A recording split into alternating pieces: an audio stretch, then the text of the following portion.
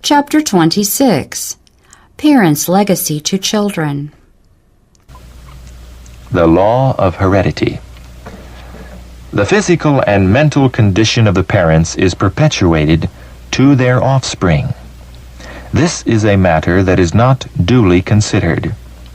Wherever the habits of the parents are contrary to physical law, the injury done to themselves will be repeated in the future generations. By physical, mental, and moral culture, all may become co-workers with Christ. Very much depends upon the parents. It lies with them whether they shall bring into the world children who will prove a blessing or a curse. The nobler the aims, the higher the mental and spiritual endowments, and the better developed the physical powers of the parents, the better will be the life equipment they give their children. In cultivating that which is best in themselves, parents are exerting an influence to mold society and to uplift future generations. Many parents are lamentably ignorant. Those who have charge of God's property and the souls and bodies of the children formed in His image should erect barriers against the sensual indulgence of this age, which is ruining the physical and moral health of thousands. If the many crimes of this time were traced to their true cause, it would be seen that they are chargeable to the ignorance of fathers and mothers who are indifferent on this subject. Health and life itself is being sacrificed to this lamentable ignorance. Parents, if you fail to give your children the education that God makes it your duty to give them, both by precept and example, you must answer to your God for the results. These results will not be confined merely to your children. They will reach through generations. Just as the one thistle permitted to grow in the field produced a harvest of its kind, the sins resulting from your neglect will work to ruin all who come within the sphere of their influence.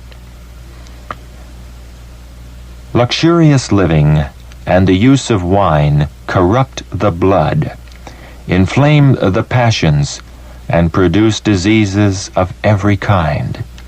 But the evil does not end here. Parents leave maladies as a legacy to their children, as a rule. Every intemperate man who rears children transmits his inclinations and evil tendencies to his offspring. He gives them disease from his own inflamed and corrupted blood. Licentiousness, disease, and imbecility are transmitted as an inheritance of woe from father to son and from generation to generation, and this brings anguish and suffering into the world and is no less than a repetition of the fall of man. And yet, with scarcely a thought or care, men and women of the present generation indulge in temperance by surfeiting and drunkenness, and thereby leave as a legacy for the next generation disease, enfeebled intellects, and polluted morals. Fathers and mothers may study their own character in their children. They may often read humiliating lessons as they see their own imperfections reproduced in their sons and daughters. While seeking to repress and correct in their children hereditary tendencies to evil, parents should call to their aid double patience, perseverance, and love. When a child reveals the wrong traits which it has inherited from its parents, shall they storm over this reproduction of their own defects? No, no. Let parents keep a careful watch over themselves, guarding against all coarseness and roughness, lest these defects be seen once more in their children. Manifest the meekness and gentleness of Christ in dealing with the wayward little ones. Always bear in mind that they have received their perversity as an inheritance from the father or mother.